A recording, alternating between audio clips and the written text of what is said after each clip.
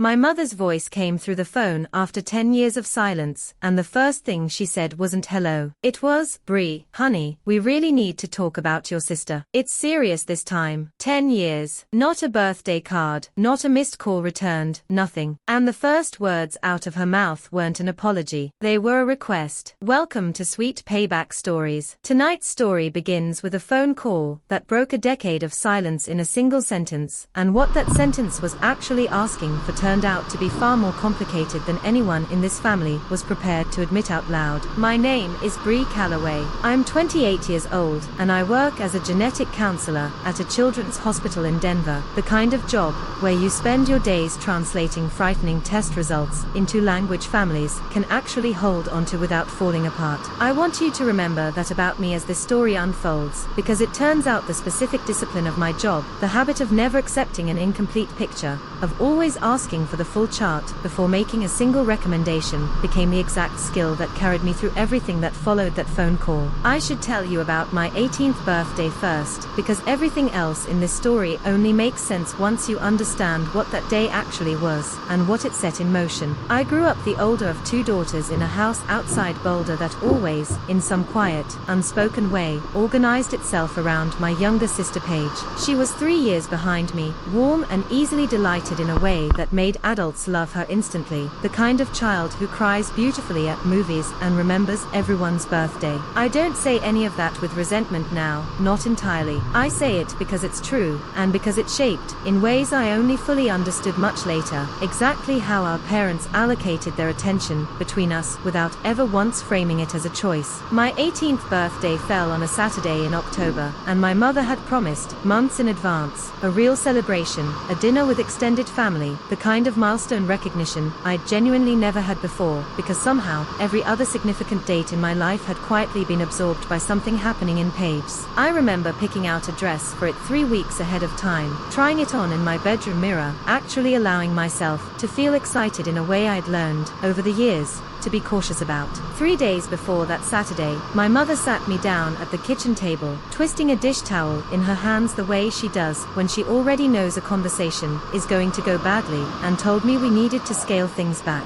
Paige, she explained, had been having a hard week at school, some social difficulty with a group of girls that had left her feeling excluded, and my mother worried that a big celebration for me, right in the middle of that, would make Paige feel even more invisible. "Your sister doesn't feel special enough right now," she said, like that sentence was simply a fact of weather rather than a decision she was actively making. "I need you to understand that. Can we do something smaller instead?" She wasn't looking at me while she said it, focused instead on the dish towel folding and refolding in her hands, and I remember thinking, even at 17, that she already knew exactly how unfair the sentence sounded and had decided to say it anyway. "I want you to understand what 18 years of pattern recognition does to a person in a single moment like that." I didn't argue. I didn't even feel especially surprised, which is its own kind of quiet devastation, realizing you expected this exact outcome before your mother had even finished the sentence. I said of course, that it was fine, that we could celebrate another time. We never did. That birthday came and went with a small cake after dinner, no candles that I remember, no mention of it again, while Paige, 3 weeks later, got a full sleepover party, balloons taped to the mailbox, to help her feel celebrated after her difficult stretch at school. I went up to my room that night and wrote, in the journal I'd kept since middle school, a single line I still remember word for word. "I am tired of being the daughter who understands." I left for college the following fall, and I want to be honest that I didn't storm out dramatically the way this story's title might suggest. I packed my things the ordinary way anyone leaves for college, boxes in the back of my father's truck, an awkward hug in a dorm parking lot. But something in me had already quietly decided, sometime between that cancelled dinner and move-in day, that I was done rearranging myself around a family that had never once rearranged itself around me. The distance grew slowly at first, missed calls that went unreturned a little longer each time, holidays where I found reasons to stay on campus, and then, somewhere around my sophomore year, the distance simply became permanent, unremarkable, the way estrangement often happens, not through one dramatic rupture, but through 100 small choices to simply not close the gap. I built an entire adult life in that silence. Graduate school, a genetic counseling certification that took years of exhausting, meticulous work, a job I'm genuinely proud of, a small apartment with a cat named Fig, and exactly the kind of quiet,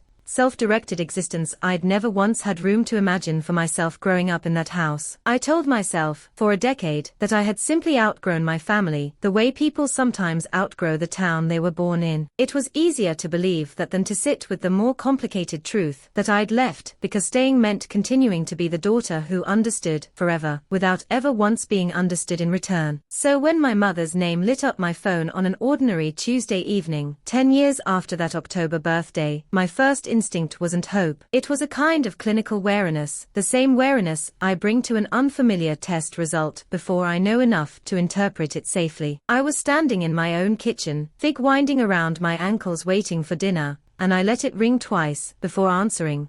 Some old habit of bracing myself before I even said hello. "Bree, honey, we really need to talk about your sister. It's serious this time." No hello first. No acknowledgement of the years between us. I asked her, carefully, what serious meant. She wouldn't say, not clearly, not that first call. "It's a lot to explain over the phone," she said, her voice tight in a way I didn't recognize from a decade of near silence. "Can you just come? Please, we need your help." I told her I wasn't driving 4 hours on vague urgency alone, that I needed actual information before I could decide anything.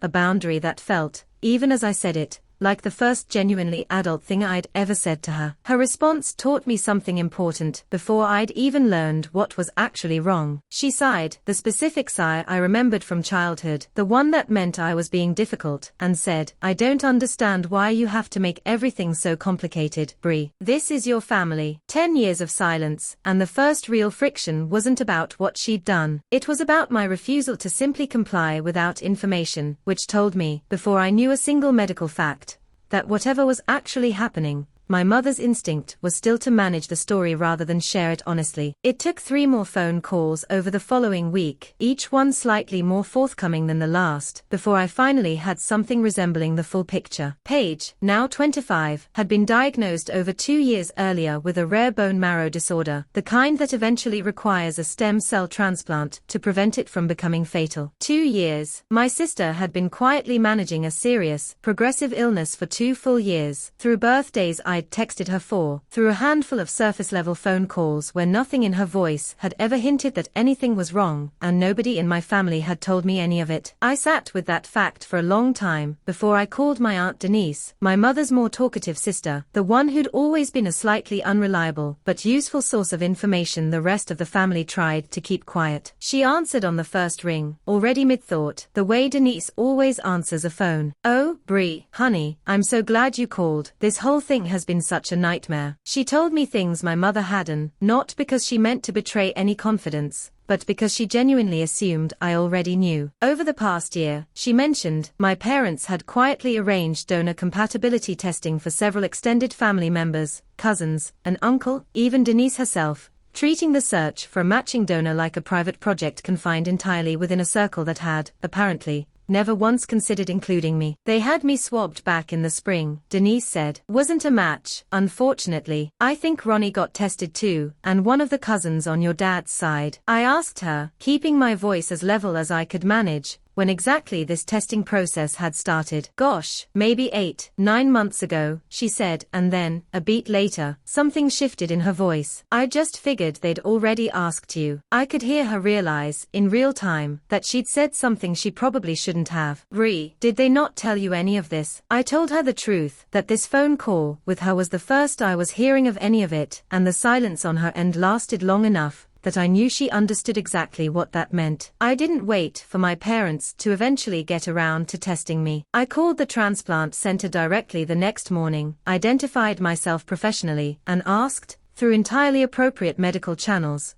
whether I could be evaluated as a potential donor for my own sister. Within days, the results came back with a clarity that still catches in my throat a little every time I think about it. I was, statistically, the strongest potential match remaining in the family, a fact the transplant coordinator gently mentioned had already been flagged as significant weeks earlier, in conversations with my mother, conversations I'd never once been included in. I confronted my mother about that timeline directly, calling her the same afternoon the transplant center results came in, unwilling to let another day pass without an answer. "We weren't sure how to bring you back into this," she said, her voice thin over the phone, a slight tremor in it I might once have mistaken for genuine regret. "After everything, we didn't know if you'd even want to be tested." I asked her, as calmly as I could manage, whether everything meant the 10 years of silence her own household had constructed, one small decision at a time, starting with a cancelled 18th birthday. There was a long pause on her end, long enough that I almost asked if she was still there. "That's not fair, Bree," she finally said, which wasn't an answer at all,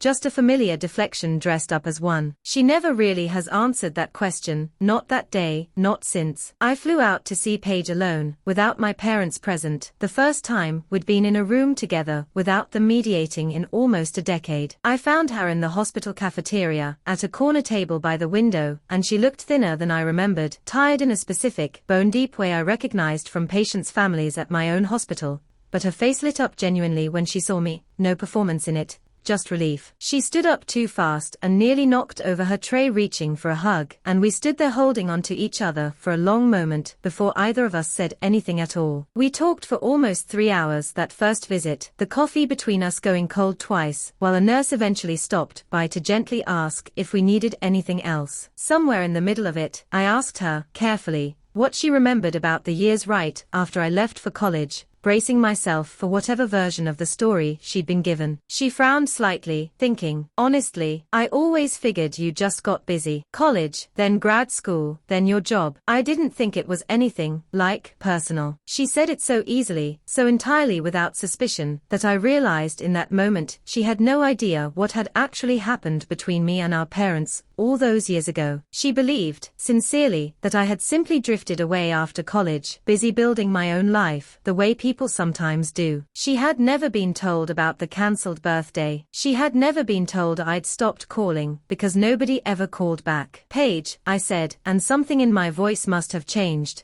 because she set down her coffee and looked at me differently. "There's a lot you don't actually know about why I stopped coming around." My sister had spent a decade as an unknowing bystander to a story our parents had quietly managed and controlled long after I'd left the house, and some part of me, sitting across from her in that hospital cafeteria, felt a grief I hadn't expected, grief not for what our parents had done to me, but for what they'd also, in a different way, done to her. By letting her believe an absence was simply drift rather than something deliberately allowed to happen. Going through some old boxes at my parents' house the following week, looking for a specific document Paige needed for her insurance paperwork, I found something that changed the shape of everything I thought I understood about those 10 years. Tucked into the back of a filing cabinet drawer, beneath old tax returns, was a small bundle of envelopes, rubber banded together, my own handwriting on every single one, addressed to Paige, from my first year away at college. The rubber band had gone brittle and snapped the moment I touched it. Letters I had written and mailed, or believed I had mailed, that had clearly never actually left this house. I sat on the floor of that office with my hands shaking,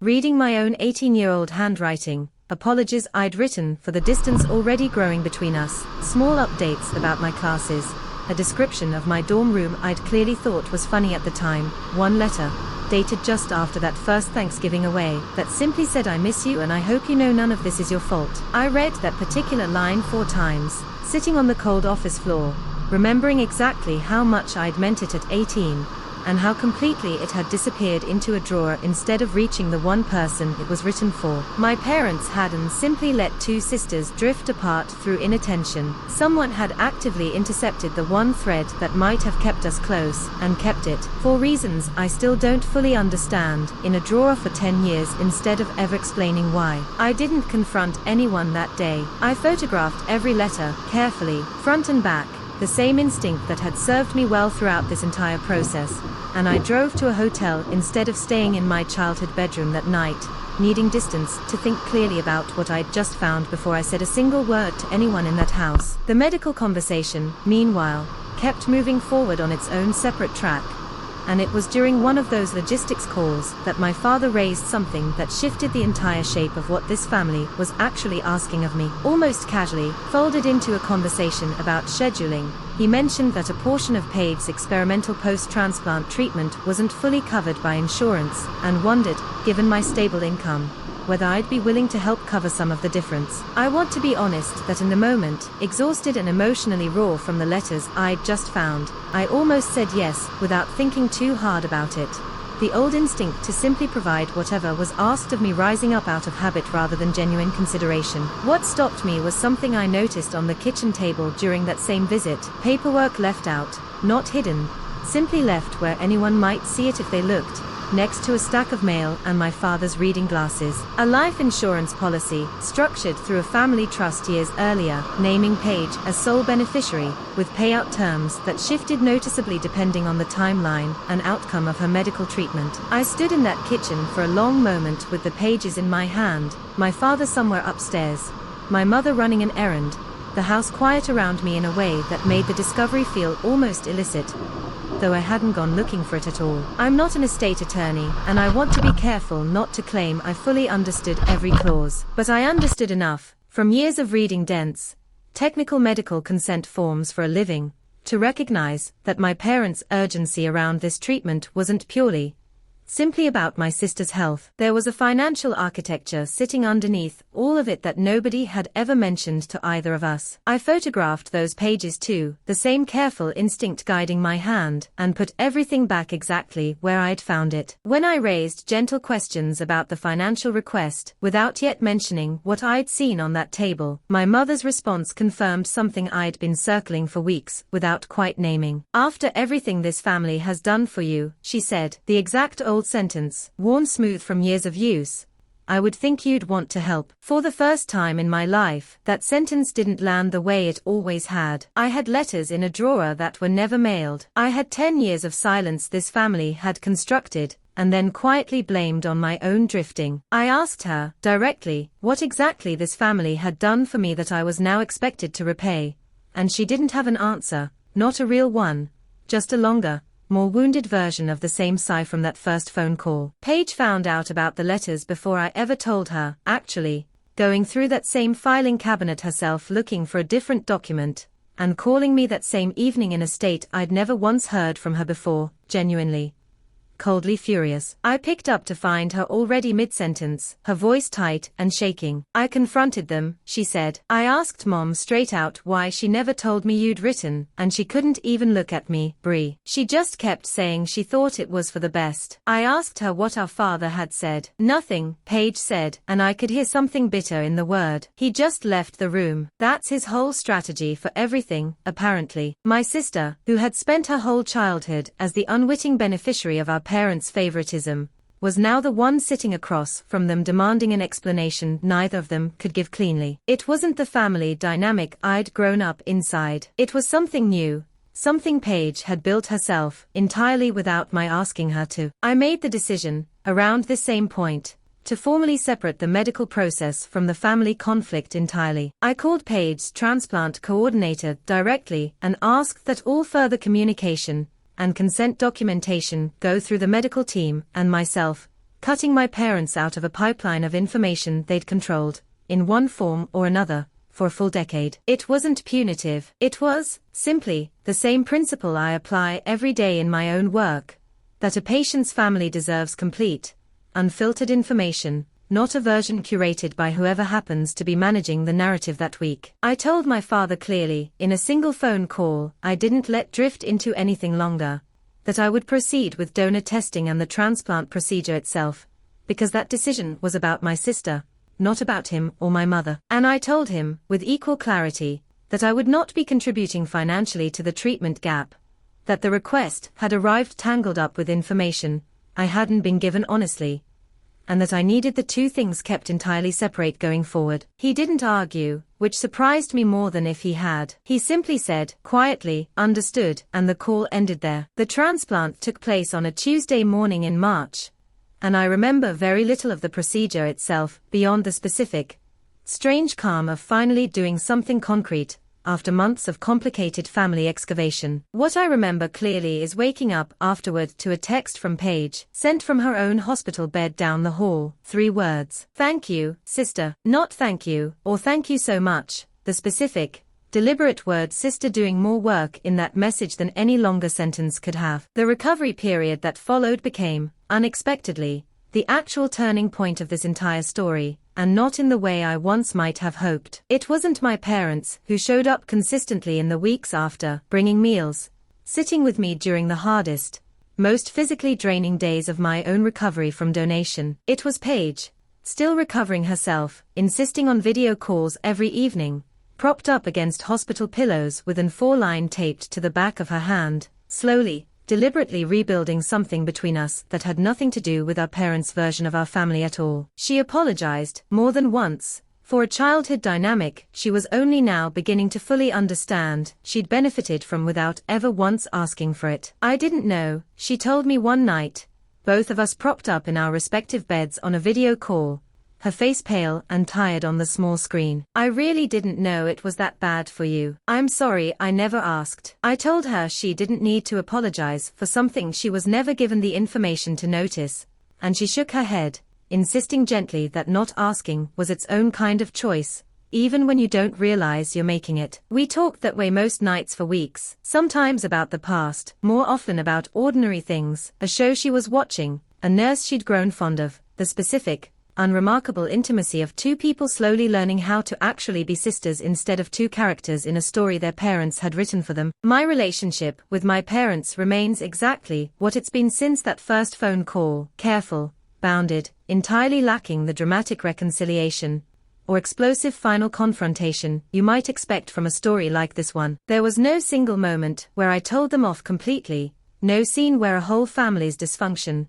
got named out loud and resolved in an afternoon. I simply stopped accepting their version of events as automatically true, the way I once had for 18 years without question. I see them now at holidays, briefly, politely, the way you might see distant colleagues you respect professionally, but don't particularly know personally. My mother has never fully explained the letters. I've stopped waiting for her to. Paige and I talk most days now, real conversations, not the surface-level check-ins we managed for the 10 years our parents controlled the story between us. She visited me in Denver last month, her first time seeing my apartment in person, and we spent an entire weekend doing nothing especially notable, cooking dinner, walking Fig around the block.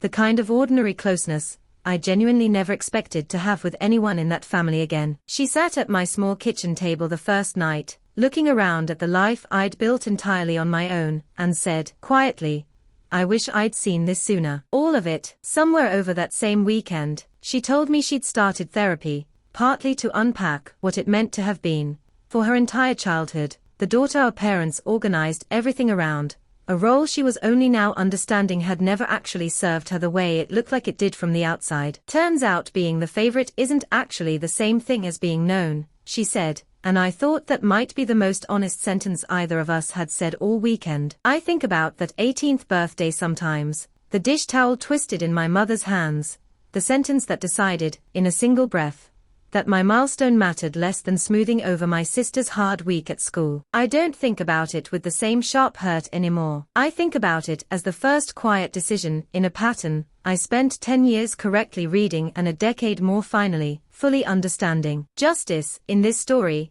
didn't arrive as a confrontation, or a courtroom, or a single dramatic reckoning. It arrived as two sisters finally getting to know each other honestly, without anyone else managing the story running between them, and as a donor match that saved a life while also, quietly, finally, telling the truth. If there's a version of this in your own family, a sibling relationship that got quietly shaped by someone else's decisions long before either of you had any say in it, I hope this story gives you permission to ask the questions nobody wanted to answer. I'd love to hear your thoughts on this one in the comments, and if you believe truth and patience eventually outlast even the most carefully managed family stories, stay close, because Sweet Payback Stories has another one waiting for you very soon.